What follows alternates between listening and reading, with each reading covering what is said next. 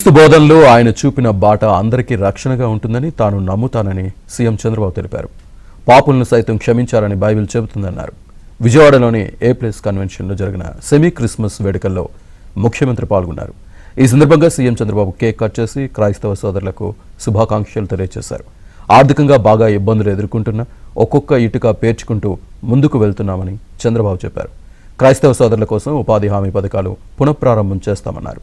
కూటమి ప్రభుత్వం ప్రతి మతాన్ని గౌరవిస్తుందని అన్నారు. సంవత్సర కాలంలో పట్టాలు తప్పిన రైళ్లు దారిలో పెడుతున్నామని చంద్రబాబు తెలిపారు.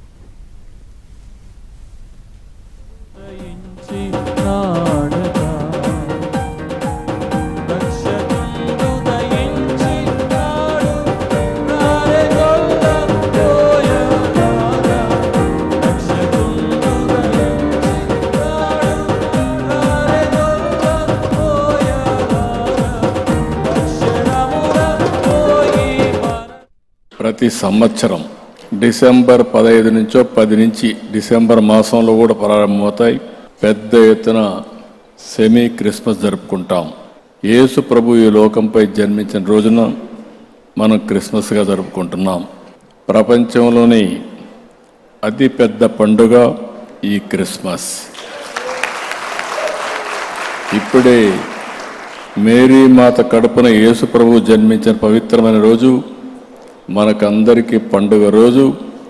బయట కూడా డెమాన్స్ట్రేషన్ చేసి చూపించారు. అంటే మళ్ళీ ఒకసారి మనందరికీ రిమైండ్ చేయడం, ఏ విధంగా ఒక త్యాగశీలి ఈ భూమి మీదకి వచ్చాడో, యేసు ప్రభు ఏ విధంగా ఈ భూమి మీదకి వచ్చాడో అవన్నీ మళ్ళీ నెమరు వేసుకునే సమయం ఇది. ప్రపంచానికి ప్రేమ, శాంతి, సేవ అనే శాశ్వత విలువలను అందించిన యేసు ప్రభు సందేశం ఎప్పటికీ మార్గదర్శనం. క్రీస్తు బోధనలో ఆయన చూపిన బాట మనందరికీ చిరస్థాయిగా రక్షణగా ఉంటుందని మరొక్కసారి మీ అందరికి కూడా విజ్ఞప్తి చేస్తున్నాను. పశువుల పాకలో పుట్టి గొర్రెల కాపరిగా పెరిగిన ప్రజారక్షకుడు యేసు. నమ్మిన సిద్ధాంతం కోసం బలిదానానికి సైతం వెనుకాడని క్రీస్తు గొప్పతనం ప్రతి ఒక్కరూ స్ఫూర్తిని పొందాల్సిన అవసరం ఉంది. ప్రభువు త్యాగాన్ని స్మరించుకోవాలి, శాంతి మార్గాన్ని అనుసరించాలి, ప్రేమ తత్వాన్ని పెంచాలి, ఈర్ష్య ద్వేషాలకు దూరంగా ఉండి పాపులను సైతం క్షమించాలని బైబిల్ మనకు చెబుతుంది. క్రైస్తవ సంస్థలు సమాజ సేవలో ఎంతో కీలకంగా ఉంటారు. క్రైస్తవం అంటే మనకు గుర్తొచ్చేది సేవ.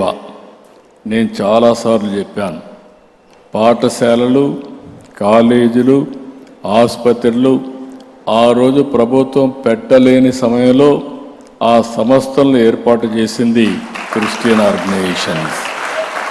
మన ఆంధ్రప్రదేశ్లో దశాబ్దాలుగా విద్యారంగంలో క్రైస్తవ సంస్థలు చేస్తున్న విద్యా సేవ సమాజాన్ని ఎంతో ప్రభావితం చేసింది.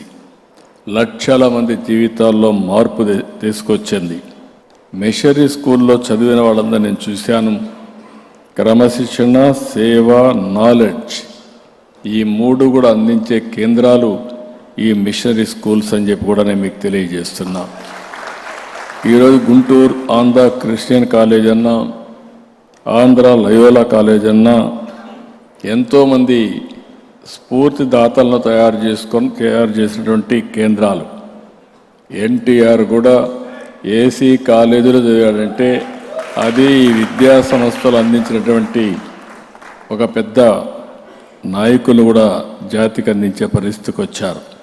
ఈరోజు మనం చూస్తే నేను ఎప్పుడు కూడా ఈరోజే కాదు, మొట్టమొదటిసారిగా ఈ రాష్ట్రంలో క్రిస్మస్ జరపాలి, క్రిస్మస్కి ప్రభుత్వ తరపున ఈ విధంగా సమావేశం చేసి సమైక్య ఆంధ్రప్రదేశ్లోనే మొట్టమొదటిసారిగా ప్రభుత్వం తరపున క్రిస్మస్ జరిపినటువంటి పార్టీ ప్రభుత్వం తెలుగుదేశం ప్రభుత్వం అని చెప్పి కూడా మీకు తెలియజేస్తున్నా.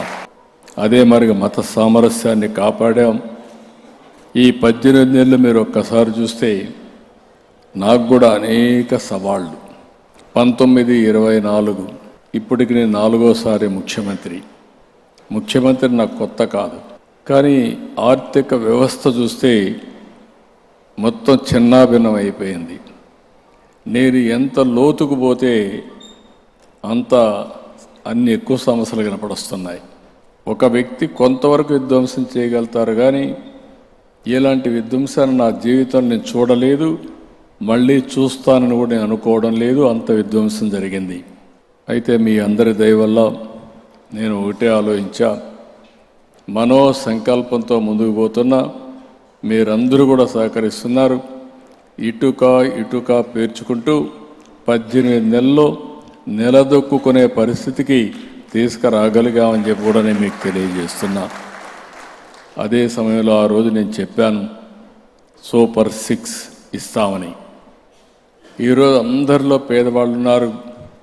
క్రిస్టియన్స్లో కూడా ఎక్కువ పేదరికం ఉంది. పేద కుటుంబాలు ఎక్కువ ఉండేది క్రిస్టియన్ రిలీజియన్లో కూడా ఉన్నారు. అందుకే మీరు చూస్తే ఎన్టీఆర్ భరోసా 4,000, 6,000, 10,000 రూపాయలు, 10,000 రూపాయలు ఇచ్చి వాళ్ళకు ఒక భరోసా కల్పించాం. పాస్టర్లకు కూడా గౌరవ వేతనం ఇచ్చింది, ఆ రోజు ప్రారంభించింది నేను.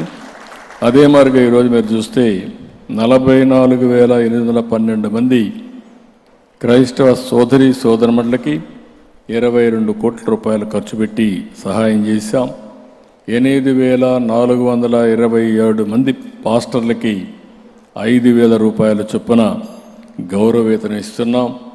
అదే సమయంలో మీరు ఒక్కసారి చూస్తే ఈ సంవత్సరం నవంబర్ వరకు మొన్నే ఇచ్చాం.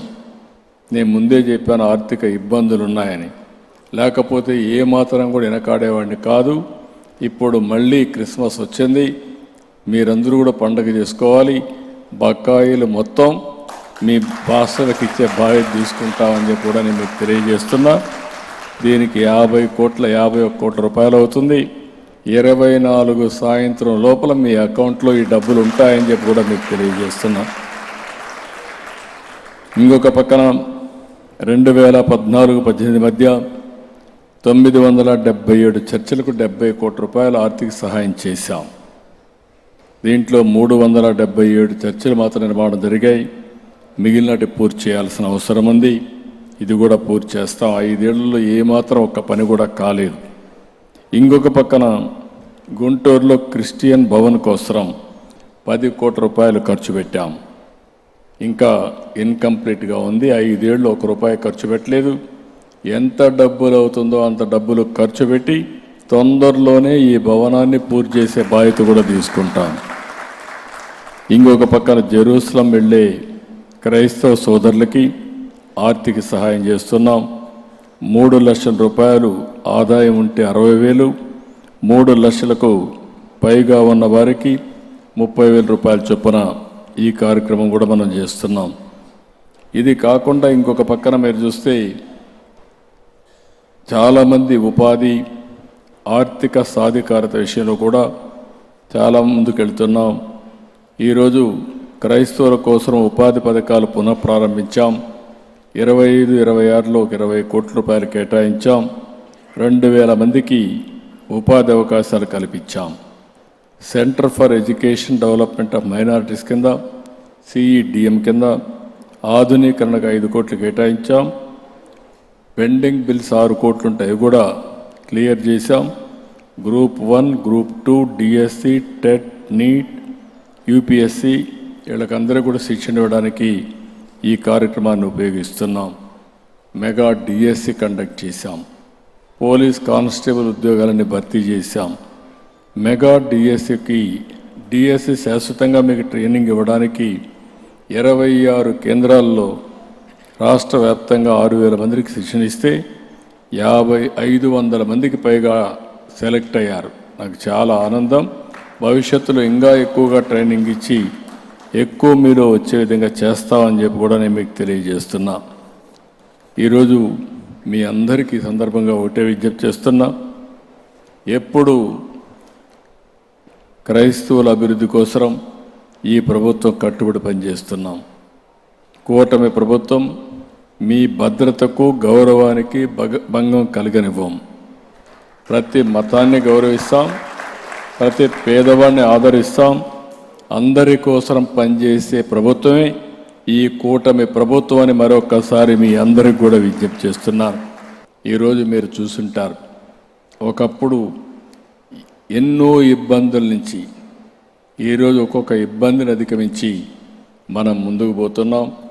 ఈ క్రిస్మస్ వేడుకల్లో నేను హామీ ఇస్తున్నా, 1.5 ఇయర్లో ఒక గణనీయమైనటువంటి అభివృద్ధిని సాధించి అభివృద్ధి దిశగా పట్టాలు తప్పిన రైల్ని ట్రాక్ మీదకి తీసుకొచ్చాం.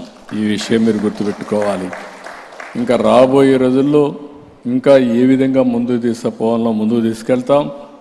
నేను మళ్ళీ కోరుతున్నా, ప్రతి ఒక్క క్రిస్టియనే కాకుండా రాష్ట్రంలో ఉండే ప్రతి ఒక్కరూ గౌరవించుకున్నట్టుగా క్రిస్మస్ని చేసుకునే విధంగా మేము మీకు అండగా ఉంటామని చెప్పి మీ అందరికీ తెలియజేసుకుంటూ, మరొక్కసారి అందరికీ మీ ఆరోగ్యం, శాంతి, ఆనందం, అభివృద్ధి అందరికీ కలగాలని, యేసు ప్రభువు మనల్ని నిండు మనసుతో ఆశీర్వదించాలని మనస్ఫూర్తిగా ఆకాంక్షిస్తూ ప్రార్థిస్తూ మీ అందరి దగ్గర సెలవు తీసుకుంటున్నా. Merry Christmas, happy Christmas.